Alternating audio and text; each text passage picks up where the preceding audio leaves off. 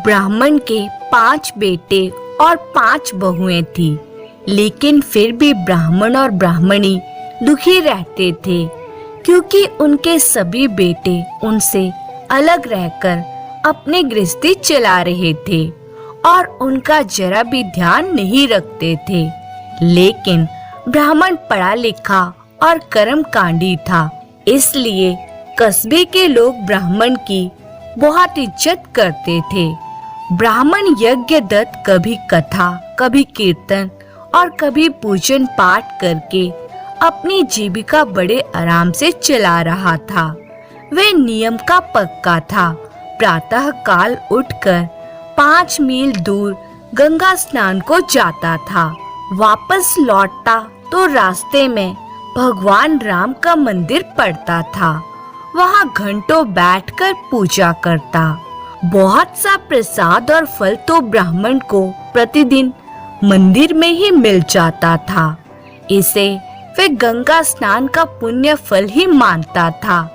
इसलिए बेटों की तरफ से दुखी होते हुए भी वह अपने जीवन से संतुष्ट था। एक दिन ब्राह्मण यज्ञदत्त की पत्नी सख्त बीमार पड़ गई और बहुत इलाज करने के बाद भी स्वर्ग सिधार गई। ब्राह्मण यज्ञदत्त बोला, हे ईश्वर, अब ये बुढ़ापा कैसे कटेगा? बेटे तो पहले ही मुझसे अलग रह रहे हैं, अब कौन मेरी फिक्र करेगा? पत्नी की मृत्यु से ब्राह्मण यज्ञदत्त का सहारा टूट गया और वह भी बीमार रहने लगा। कुछ ही दिनों में ब्राह्मण इतना कमजोर हो गया कि उसका नदी पर स्नान के लिए जाना भी मुश्किल हो गया। अब बेचारा पड़ोस के लड़कों से कहकर पास के कुएं से पानी मंगवाता और उसी से स्नान करता। बुढ़ापा भी कितना दुखदाई होता है। 5-5 बेटे और बहुएं होते हुए भी आज मुझे गंगा जल उपलब्ध नहीं हो पा रहा। बीमारी के कारण उसका यजमानों के घर आना जाना भी छूट गया। इससे आमदनी बंद होने लगी और उसकी हालत और भी खराब होती चली गई। आह, जब से मैंने गंगा में स्नान करना बंद किया है, तभी से यह दुर्भाग्य मेरे पीछे पड़ा है। लेकिन अब तो मैं हाथ पैरों से लाचार हूँ। नदी तट पर कैसे जा सकूंगा? धीरे धीरे उसके मन में ये बात पूरी तरह बैठ गई कि मुसीबतों से छुटकारा पाने के लिए गंगा स्नान जरूरी है। अतः एक दिन उसने सोचा, क्यों न बहुओं से सहायता मांगूं, क्या पता उन्हें मुझ पर दया आ जाए। यह सोचकर वह सबसे पहले बड़ी बहू के घर पहुंचा और बोला, बहू, तू हमारे घर की लक्ष्मी है। ससुर की सेवा का पुण्य तूने आज तक नहीं उठाया। सास ससुर की सेवा करने से संतान में सुबुद्धि जागती है, घर में सुख शांति आती है। देख, तेरी सास तो चली गई है, मैं बूढ़ा बचा हूँ। मैं भी थोड़े ही दिनों का मेहमान हूँ। पता नहीं सास की डोर कब टूट जाए। सुन, मैंने जीवन भर नियम से गंगा स्नान किया है, पर अब मेरी बुढ़ापे की काया से यह संभव नहीं। क्या तू रोज एक मटका जल गंगा से भरकर नहीं ला सकती? ला देगी तो तुझे पुण्य मिलेगा और मैं रोज गंगा जल से स्नान कर सकूंगा। बड़ी बहू रजनी बड़ी चालाक थी, अतः वे ससुर की चिकनी चुपड़ी बातों में नहीं आई। बात आपने बिल्कुल ठीक कही है पिताजी, मेरा भी आपकी सेवा करने का बड़ा मन है, परंतु क्या बहू, आप जानते हैं मेरी गृहस्थी बड़ी है। बच्चों को सुबह उठाकर नहलाना धुलाना पड़ता है, गाय भैंसों को चारा आदि देना पड़ता है, फिर घर का ढेर सारा काम काज। अब आप ही बताइए, सुबह 5 मील दूर नदी पर जाऊं भी तो जाऊं कैसे? सुनिए पिताजी, यदि आप मुझसे छोटी के पास चले जाएं तो अच्छा होगा। मैंने सुना है वे सारा दिन खाली ही बैठती रहती है। शायद तुम ठीक कहती हो। अच्छा, मैं चलता हूँ। और वह एक गहरी सांस छोड़कर एक और चल दिया। क्या जमाना आ गया है। सास ससुर से यूं कतराती हैं जैसे उन्हें कोई छूत की भयंकर बीमारी लगी हुई हो। चल यज्ञदत्त, बड़ी बहू ने तो बहाना बना दिया, शायद दूसरी को तेरे बुढ़ापे पर दया आ जाए। वह दूसरी बहू विभा के पास पहुंचा, मगर उसने भी बहाना बना दिया।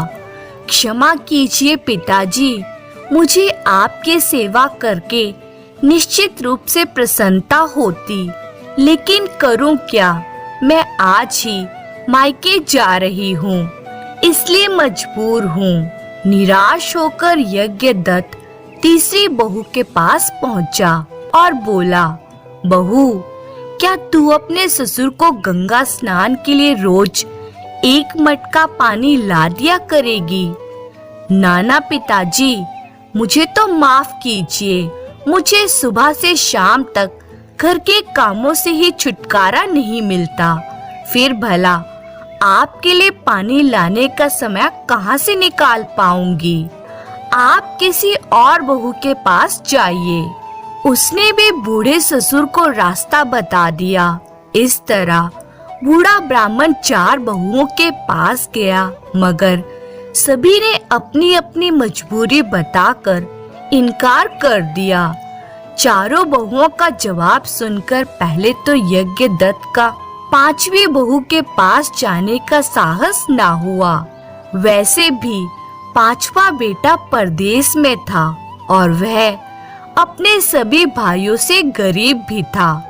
लेकिन फिर भी न जाने बूढ़े ब्राह्मण के मन में क्या आया कि वह 5वीं बहू के घर जा ही पहुंचा।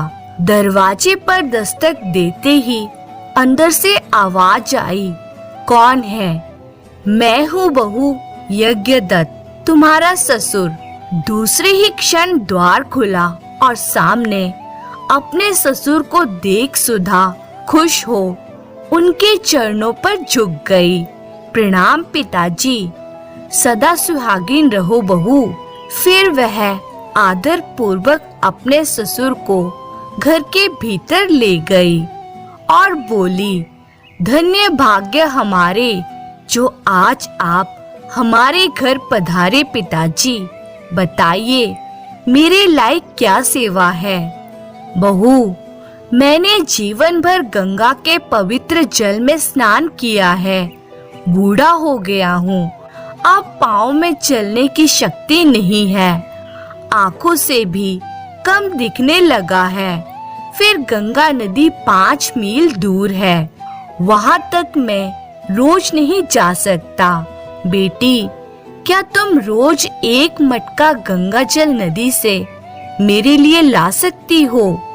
अगर तुम ये सेवा कर दोगी तो मेरा बुढ़ापा सुधर जाएगा। बस इतनी सी बात, यह तो मेरे लिए सौभाग्य की बात होगी पिताजी। कम से कम आपने मुझे इस सेवा के योग्य तो समझा। आप विराजिए, मैं आपके लिए जल पान लाती हूँ। सुधा ने यज्ञदत्त को प्रेम पूर्वक जल पान कराया और उन्हें अपने घर पर ही रोक लिया। दूसरे दिन गंगा किनारे पहुंचकर पहले उसने स्नान किया, फिर मटका भरकर अपने घर की ओर चल दी और सोचने लगी, मैं कितनी भाग्यशाली हूँ जो ससुर सेवा के साथ साथ गंगा स्नान का पुण्य भी पाने जा रही हूँ। घर पहुंचकर उसने ससुर को बड़े आदर भाव से स्नान कराया, लेकिन स्नान करने के बाद उसने जैसे ही ससुर की गीली धोती निचोड़ी तो आश्चर्यचकित होकर बोली, हे ईश्वर, इन पानी की बूंदों से तो मोती बन रहे हैं, मुझे इन्हें संभाल कर रख देना चाहिए। सुधा ने उन मोतियों को समेटा और सेवा का प्रसाद मानकर उन्हें एक संदूक में रख दिया। उस दिन से नित्य ही ऐसा चमत्कार होने लगा और सुधा उन मोतियों को सहेज कर संदूक में रखती जाती।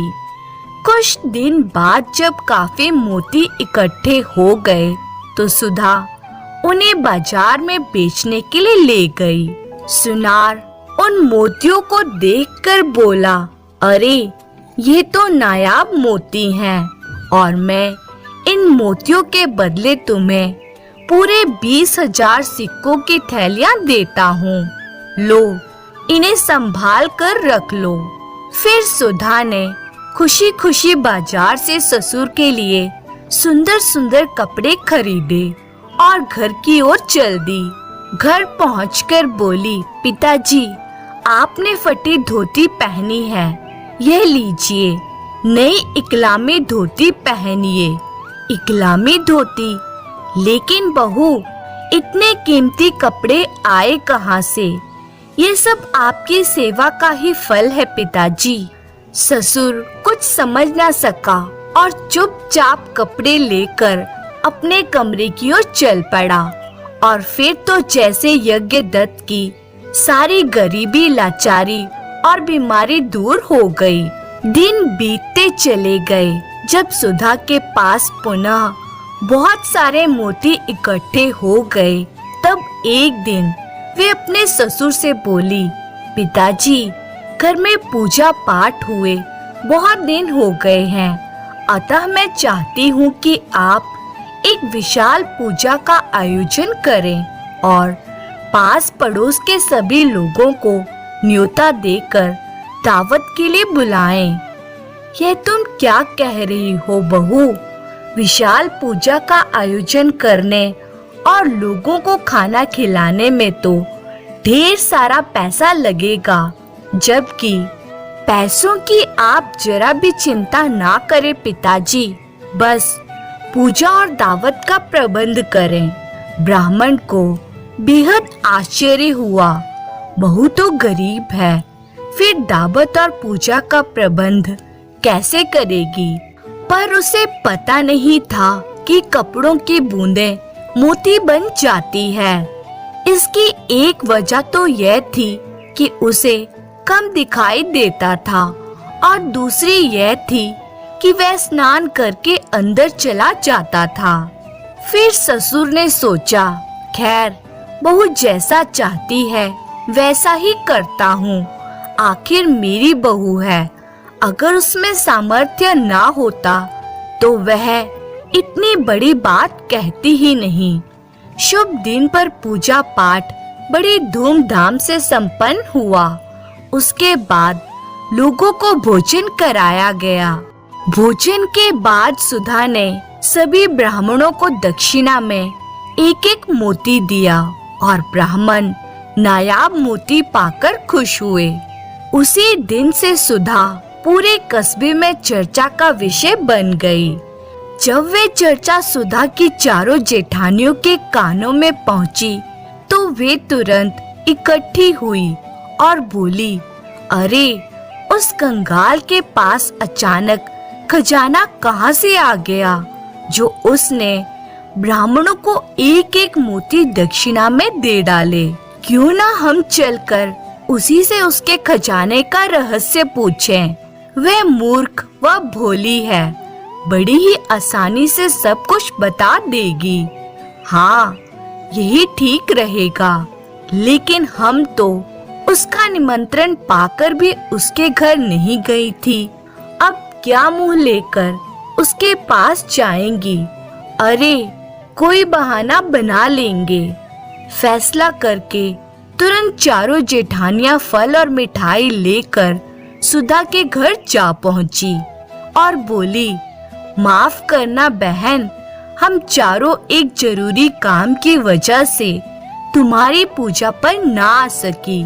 सुधा बोली, दीदी, कभी कभार ऐसा हो ही जाता है, भला इसमें माफी मांगने की क्या बात है?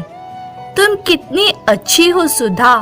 कुछ देर इधर उधर की बातें करने के पश्चात बड़ी जेठानी बोली, देवरानी जी, दावत और पूजा के लिए इतना सारा धन और नायाब मोती तुम्हारे पास कहाँ से आए? क्या देवर जी ने भेजे थे? सुधा सरल मन की थी।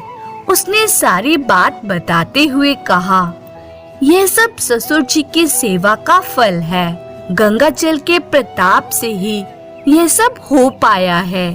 सुनकर उसकी चारों जेठानियां उठ खड़ी हुई और बोली, अच्छा बहन, शुक्रिया, अब हम चलती हैं। अपना उल्लू सीधा होती ही चारों जेठानियां बहाना बनाकर वहां से चल दी। लेकिन रास्ते में रजनी, जो सबसे बड़ी थी, मन ही मन सोचने लगी, अगर ये तीनों इस भेद को ना जान पाती तो कितना अच्छा होता। मैं अकेली ही मालामाल हो जाती। खैर, मुझे कोई ऐसा उपाय करना होगा जिससे केवल मैं ही इस अवसर का पूरा लाभ उठा सकूं। अभी रजनी ये सोच ही रही थी कि दूसरी बहू बोली, सुनो बहनों, मैंने तो फैसला कर लिया है कि मैं कल ही ससुर जी को अपने घर ले जाऊंगी, चाहे मुझे उनकी कितनी ही खुशामदी क्यों नहीं करनी पड़े। तो दूसरी जेठानी बोली, अरे तू तो बड़ी चालाक बन रही है, सारा माल अकेले ही हड़प कर जाना चाहती है। तुमसे पहले तो ससुर जी को अपने घर मैं ले जाऊंगी, तू तो कल ले जाएगी उन्हें, मैं तो आज बल्कि अभी ले जाऊंगी। फिर वे तीनों बीच सड़क पर ही ससुर की सेवा के विषय को लेकर आपस में झगड़ने लगी। बात बढ़ते देख रजनी ने हस्तक्षेप किया और बोली, अरे बहनों ठहरो, इस तरह आपस में लड़ने झगड़ने से कोई फायदा नहीं होने वाला। उल्टा सब लोग हमारी मनसा जान जाएंगे और हम पर थूकेंगे। मेरी मानो तो तुम तीनों मेरे साथ मेरे घर चलो। मेरे दिमाग में एक उपाय आया है जिससे हमारी समस्या हल हो जाएगी। तब ठीक है, चलो दीदी। रजनी के साथ तीनों उसके घर पहुंची और बोली, हाँ दीदी, अब बताओ तुम्हारे दिमाग में हमारी समस्या का क्या हल है? ससुर जी को किसके पास रहना चाहिए?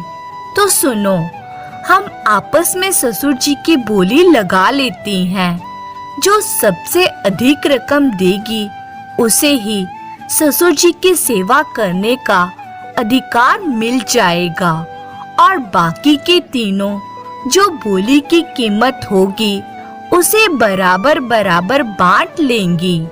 हाँ, ये ठीक रहेगा, मुझे भी स्वीकार है, मुझे भी। और सभी अपने अपने घर जाकर जेवर और रुपए निकाल लाई और बोली, चलो बोली शुरू करते हैं। हाँ, शुरू करो। मेरी बोली है 10,000 रुपए, मेरी 11,000, 15,000, 25,000, 30,000, 40,000, 60,000, 1,00,000 और अंत में 1,00,000 रुपए में ससुर जी की सेवा की बोली रजनी ने छुड़ा ली और अपने जेवर और रुपए मिलाकर उसने 1,00,000 रुपए तीनों देवरानियों को चुका दिए। लो देवरानियों, तुम सबको अपना सारा धन देकर मैं तो अब कंगाल हो गई हूँ। तो वे बोली, तुरंत ही मोतियों को बेचकर मुनाफा भी तो दुगना कमाओगी तुम। दूसरे दिन रजनी सुधा के घर ससुर जी के पास जा पहुंची और बड़े ही मीठे स्वर में बोली, पिताजी, मैं बड़ी मूर्ख हूँ, मुझे माफ कर दीजिए। आपने मुझे सेवा का अवसर दिया मगर मैंने इनकार कर दिया। लेकिन कल सपने में भगवान ने मेरी आंखें खोल दी। अब कल से मैं ही आपके लिए गंगा से जल लाया करूंगी। देवरानी को वहां से जल लाते हुए बहुत दिन हो गए हैं। अब उस बेचारी को आराम मिलना चाहिए। बूढ़े यज्ञदत्त को मोतियों के रहस्य की जानकारी अब तक भी नहीं थी। उसने सोचा, लगता है छोटी बहू के सेवा भाव को देखकर इसको भी सद्बुद्धि आ गई है। ठीक है बड़ी बहू, जैसा तुम चाहती हो वैसा ही होगा। मैं छोटी बहू को समझा दूंगा, लेकिन तुम्हें पानी यही लाकर आना होगा। बहुत अच्छे पिताजी। रजनी ससुर की स्वीकृति मिलते ही मारे खुशी के फूलकर कुप्पा हो गई और खुशी खुशी अपने घर चली गई। अगले दिन भोर होते ही जब उसका पति काम पर चला गया तो वह मटका लेकर गंगा तट की ओर चल दी। गंगा से पानी लाकर उसने जल्दी जल्दी ससुर को नहलाया और मोती पाने की चाह में वह ससुर के जाते ही गीले कपड़ों को निचोड़ने लगी और सोचने लगी, अब मुझे नायाब मोती मिलेंगे। दूसरे ही क्षण जो हुआ उससे वह बुरी तरह घबरा गई। अरे ये कीचड़, हाय मेरे तो भाग्य ही फूट गए। अगले ही पल वह क्रोध से पैर पटकती हुई अपने ससुर के पास पहुंची और बोली, अरे बुढ़े, मैं कल से तेरे लिए गंगा जल नहीं लाऊंगी। तू अपनी सेवा उसी चुड़ैल से करा। ये तुम्हें अचानक क्या हुआ बहू? लेकिन वह बिना कारण बताए ही पैर पटकती हुई वहां से चली गई और रोती पीटती अपनी देवरानी विभा के पास पहुंची और बोली, अरे देवरानी विभा, मैं तो लुट गई। क्या हुआ रजनी दीदी? अरे ये तुम्हारे कपड़े कीचड़ से कैसे खराब हो गए? फिर रजनी ने सारी आप बीती सुना दी। ओह, ये तो बहुत बुरा हुआ। कहीं उसने हमें मूर्ख बनाने के लिए झूठ तो नहीं बताया था। वह सीधी है, इतनी बड़ी मक्कारी हरगिज नहीं कर सकती। रजनी से देवरानी बोली, तुम सुधा के घर से मोतियों वाला संदूक चुरा लो और उन्हें बेचकर अपने गहने जेवर आदि खरीद लो। अगर उनसे भी पूर्ति ना हो तो मैं सबसे कहकर तुमसे प्राप्त धन में से थोड़ा थोड़ा हिस्सा वापस दिलवा दूंगी। हाँ, ये ठीक रहेगा। और अगले दिन भोर होते ही रजनी सुधा के घर चुपचाप घुसी और मोतियों वाला संदूक उठा लाई। सुधा जब जल लेकर वापस अपने कमरे में पहुंची और अपना संदूक गायब देखकर चौंक पड़ी। ओह, मोतियों का संदूक कौन चुरा ले गया? लेकिन बेचारी चुप रही, किसी से कुछ नहीं कहा। अगले दिन सुबह जब सुधा गंगा जल से अपने ससुर को नहला रही थी तो उस समय रजनी एक जगह छिपकर वह सब नजारा देख रही थी। वह सुधा की सच्चाई देखना चाहती थी। नहाने के बाद जब बूढ़ा ससुर भीतर चला गया तो सुधा ने जैसे ही ससुर की धोती निचोड़ी तो पानी की बूंदें मोतियों के साथ साथ कीमती हीरों में भी बदल रही थी। आश्चर्य है, उसके हाथों से इस बार मोतियों के साथ साथ हीरे भी गिर रहे हैं। मोतियों के साथ साथ कीमती हीरे पाकर छोटी बहू की खुशी का ठिकाना ना था।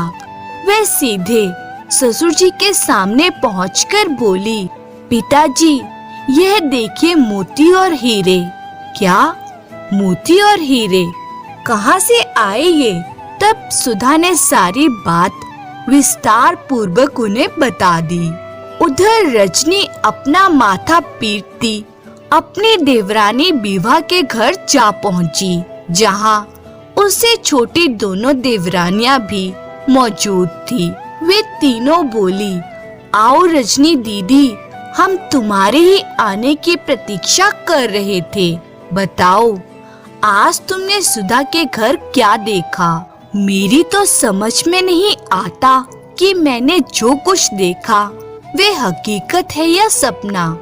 आज तो उसे मोतियों के साथ साथ हीरे भी मिले हैं। क्या दीदी, आप सच कह रही हो? हाँ बहन, मैं खुद हैरान हूँ। आखिर उसके हाथों में ऐसा क्या है? मेरे विचार से तो फिर वह कोई साक्षात देवी ही होगी। मुझे भी ऐसा ही लगता है। अब तो एक ही रास्ता है कि हम सब उसके पास चलकर माफी मांगे और उससे इसका रहस्य पूछें। और फिर कुछ देर बाद ही रजनी तीनों देवरानियों के साथ सुधा के घर जा पहुंची और आत्मग्लानि के भाव से बोली, ये लो बहन, तुम्हारा संदूक। तुम्हें ससुर जी के कपड़े धोने पर मोती मिलते देख हम सबको लालच आ गया था और हम भी ससुर जी की सेवा करके मोती प्राप्त करना चाहती थी। लेकिन जब मुझे मोती मिलने की बजाय कीचड़ मिला तो मैंने तुम्हारा ये मोतियों वाला संदूक चुरा लिया था। पर मेरी यह समझ में नहीं आया कि कपड़े धोने पर तुम्हें तो मोती और हीरे मिले और मुझे कीचड़। ये सब कैसे हुआ? सुधा बोली, दीदी, इस बारे में मैं क्या कह सकती हूँ? यह तो ईश्वर ही जानता है कि ऐसा क्यों होता है। सुधा का उत्तर सुनते ही वे सकते में आ गई और जब उन्हें इस बात का एहसास हुआ कि रहस्य जानने के चक्कर में पड़कर चुराया गया मोतियों से भरा संदूक भी हाथों से निकल चुका है, तो रजनी सकपकाती हुई बोली, इस संदूक में बहुत सारे मोती हैं बहन, कुछ हमें भी दे दो। क्यों नहीं, जितने चाहे उतने ले लो दीदी। तुरंत चारों सुधा के हाथों में थमे उस संदूक की ओर चपटी। जैसे ही उन्होंने संदूक खोला तो क्या देखती हैं, वे पत्थरों से भरा हुआ था। सुधा बोली, जेठानी दीदी, गंगा में हीरे मोती भी हैं और पत्थर भी। जैसी करनी वैसी भरनी, जो जैसा कर्म करता है उसे फल भी वैसा ही मिलता है। सभी के चेहरों पर सन्नाटा छा गया और वे एक दूसरे को कनखियों से देखने लगी। फिर रजनी बोली, मुझे क्षमा कर दो बहन, और कोई ऐसा उपाय बताओ जिससे मुझे मेरा धन वापस मिल जाए। क्षमा मांगते हुए रजनी ने नीलामी वाली बात भी सुधा को बता दी। सुधा की बात सुनकर बाकी तीनों की आंखें भी खुल चुकी थी। वे तुरंत रजनी से बोली, हम लालच में हथियाया गया तुम्हारा धन तुम्हें लौटाने को तैयार हैं रजनी बहन, और कसम खाती हैं कि कभी लालच नहीं करेंगी और मन में सेवा भाव बनाए रखेंगी। और सुधा बहन, तुम भी हमें माफ कर दो। सुधा का मन बहुत ही बड़ा था। उसने न केवल उन चारों को माफ कर दिया, बल्कि आज ही मिले मोती और हीरे को भी उनमें बराबर बराबर बांट दिया। सुधा बोली, अब जाओ और जाकर आनंद पूर्वक रहो, लेकिन भूलना नहीं कि इंसान को अपना ईमान कभी खराब नहीं करना चाहिए। चारों खुशी खुशी अपने घर लौट गई। इस घटना से सुधा शीघ्र ही अपने कस्बे में अपने हेलो दोस्तों, नमस्कार। आप लोग को हमारे चैनल में स्वागत है। अगर आप लोग को हमारा कहानी अच्छा लगा हो तो लाइक सब्सक्राइब जरूर करें, साथ में कमेंट करें और शेयर भी करें। धन्यवाद।